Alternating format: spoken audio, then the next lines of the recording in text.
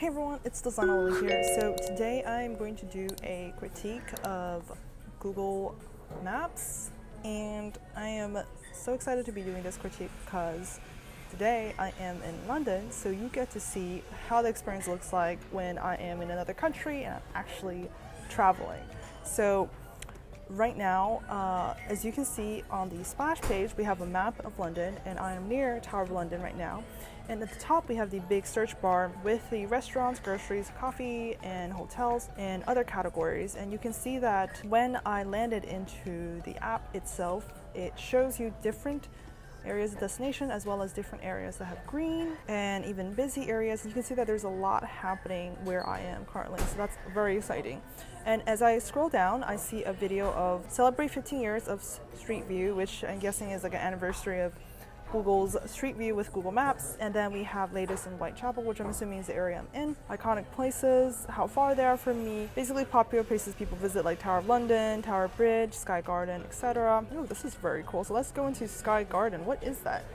It's quite beautiful, scenic. I actually might go here right after I talk about it in my video. I'm actually just like hop in here, check it out. But what we see here is basically how this place looks like, directions, how to start navigating there, and then tickets and a call, and even save it if you want to go for it later. So the general overview is pretty straightforward. We have a description, tickets, information, website, review, everything, etc., with the keywords that are shown in the reviews themselves. Because Google Maps is basically a world-class product, there is a lot of optimization that's already been happening, and every single feature that you can see here, every information that's been listed here probably has been A/B tested. So what I'm going to talk about is not so much of what they can improve in terms of small tweaks in UX, but what really is missing in the larger picture of Google Maps. Since I mentioned that I am currently traveling, how does this help me in my state of mind? And we see that there are places, iconic places, hotels nearby. I wonder if hotels is something that right now during this time period I would, as a user, would need this information, because usually when people plan trips they have already hotels that they've planned, and you don't really go to another country without planning to stay somewhere for the night. So I wonder if this right here there's a reason why it's placed right after iconic places, because right now, since I'm in the moment in that place, shouldn't hotels be something that's suggested beforehand in some way? Where, let's say if I'm planning travel, that could be a spot where hotels are suggested, and they typically are. But if I'm in the actual location itself, I wonder what the reasoning behind the business is to suggest that. Then we have popular photos and posts that are made by people who have visited these areas before, and you can see that they have photos and then also the places they visited, and you can see what other travelers are doing. But to be frank, the photos posted by other travelers are not as exciting, because when you're actually in the moment itself and you're like walking through the buildings, it's really hard to capture that through photography. Like if you even look at this picture right now of the buildings by the water, it doesn't look super exciting. You know, like it doesn't really tell me the picture. Like the food, maybe that's something I want to go to, but the actual photos of buildings is typically not super exciting. So I think maybe one area of improvement could be they could prioritize videos more, like short videos, kind of like how iPhones have like the short clips. Maybe something like that where you can really get more of a scenic view. So maybe they have, let's say in the works where they have Android phones that have the Panamera feature, and then the users who take photos with that feature are more prioritized, and those photos are more shown in the feed like this, where when you're actually looking at the post, almost like a 3D experience where you can 360 around that photo instead of it being a static photo. And I think another thing is when I'm in this moment, and let's say for today I don't really have much of an agenda of where I want to go, then maybe that's something that Google can help me, right? So Google is great at getting you from A to B if you know where you're going. But if you're not sure, like me, you're like, maybe I want to go around B, right? So how would I be able to navigate there? Yes, you can easily get to tourist destinations if that was something that was an option. If I go to a nearby cafe, it pulls up different suggestions, but they're all like specific spots. So the way that it recommends, for example, when you make a trip, the way that it recommends, let's see, Sky Garden, right? So let's say I want to go directions there, and I'm planning my trip for the day. instead of just one time, which by the way, it would be great if there was a feature where you can plan your trip for the whole day and you can like pause when you're getting lunch, you know, and then unpause it, instead of where it's like if you finish this trip, or if you're going through this trip and it's too long for you, like since you haven't, let's say, opened this phone, it just keeps running in the background. Or sometimes it also stops. Like there's times where when you're navigating and you don't check in enough, it will just cancel out.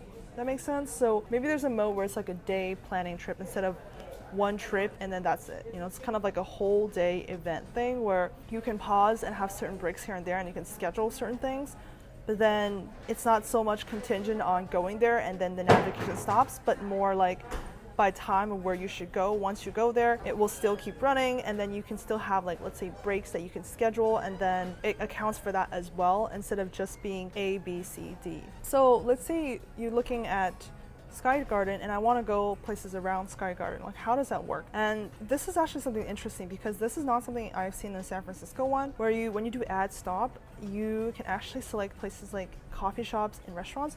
I was going to mention this because in San Francisco, this is something that's hard to plan, because when you are going to add stop, it's just a blank state where it's up to you to decide what address it is, and it's up to you to know the exact address or the exact name of the place you want to go to, versus here where you could select restaurants, because maybe it knows that I'm visiting and I'm a tourist, and it knows that, oh, there's different restaurants that are nearby that you can add as a stop. So this is something that could actually be integrated with the experience in San Francisco, and I'm surprised that it's not an option in San Francisco, because San Francisco is also quite a tourist city. So looking here, let's say we add this stop, and then we could do maybe another city. Instead of it being one location, I just want to be around this area.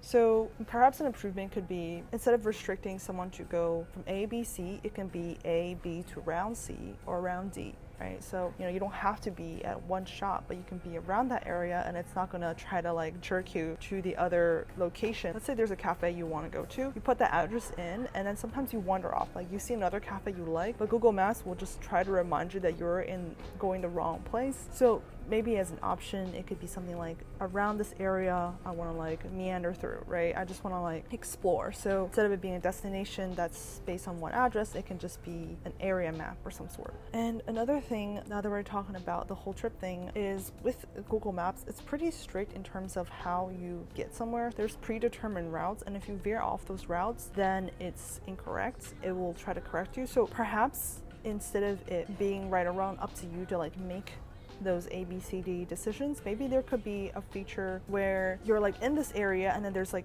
different places you can visit within this area, but they're all, as an option, they're all like available for you to explore. So let's say I go to this area here, and then this is like a pre-selecting area. Maybe as I'm walking along it can tell me about different things, like, for example, oh, you're by this famous church garden, and then this is like so-and-so about the information, and then you go over there, and it's like, oh, there's a nice ice cream shop, by the way, that you can visit here. So it's more like a tour guide instead of a navigator. So that could be the next step in that experience. And I think something in the future, when Google has evolved their Google Maps, let's say, to a virtual reality like system, maybe that could be the tour guide. Like, that's the next evolution, right? It's like the tour guide of, not only are they going to take you and navigate you, but they're also going to introduce you to new places. And let's see here, pretty standard. Let's go through one more flow.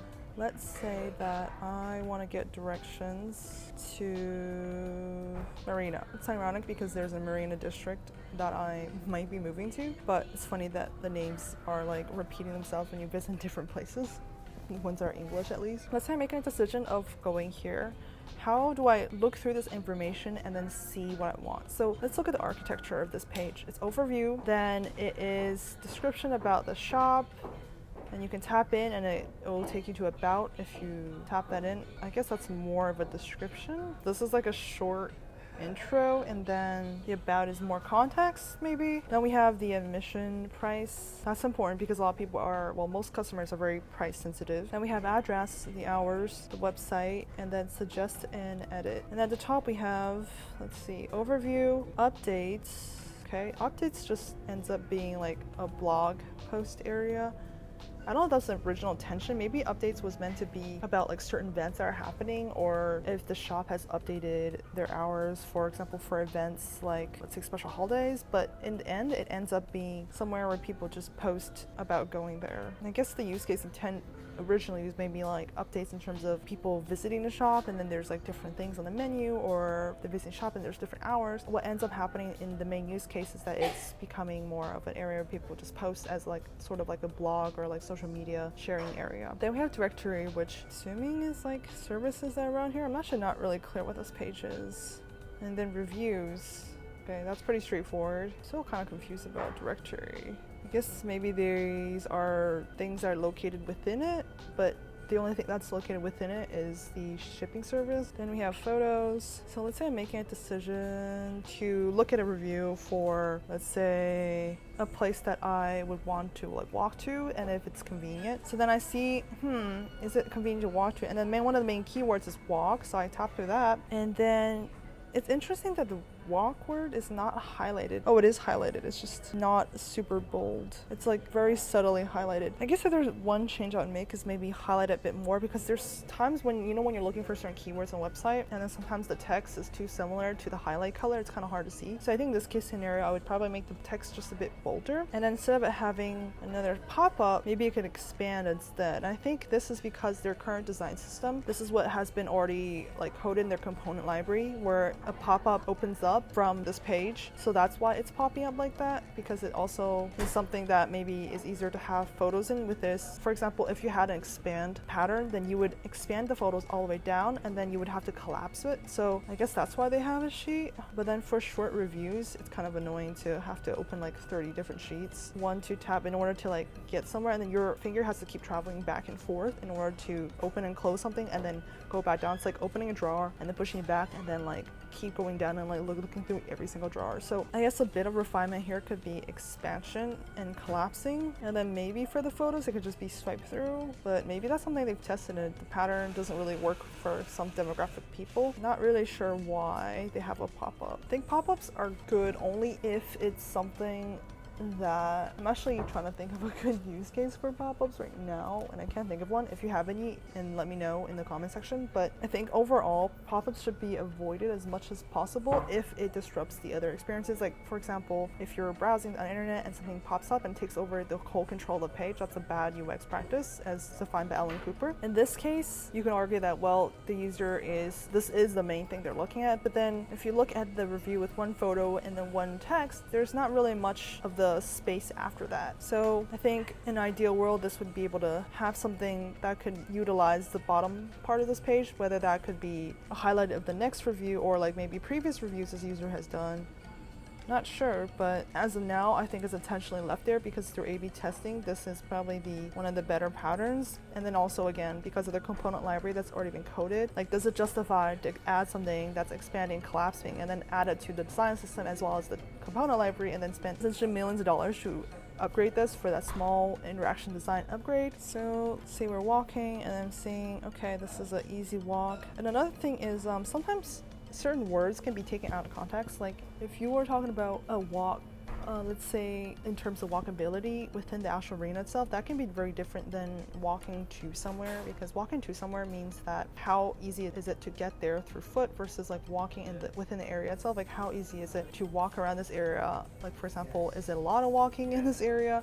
Is it like narrow? Do you have to like, is it easy to walk? Is the pavement smooth? Is it uphill? Is it flat? So that could be different meanings. Sometimes with the English language, there's certain words that have two meanings. You know what I mean? Like it's like pet, like petting and then your pet, things like that, where when you have those reviews you have to like kind of scroll through them and then kind of filter that out. I don't know if there's a solve for that because I haven't seen any other product do this, but that could just be something that unfortunately is inconvenience because of the English language of using one word and then having two different meanings. I think overall everything's pretty straightforward. Again, not surprising for a world-class product. This is probably one of the best products that Google has. I think Google Mail is probably the world-class product out there. Google Maps is one of the best as well. In terms of UX, again, this is like you're looking at an industry leader here. So if y'all enjoyed this review, give me a thumbs up. And if you have any thoughts about my review as well, please leave a comment below. And if you want me to do any other products, let me know in the comment section. And if you want to see more of me, click that subscribe button and that notification bell, and see y'all.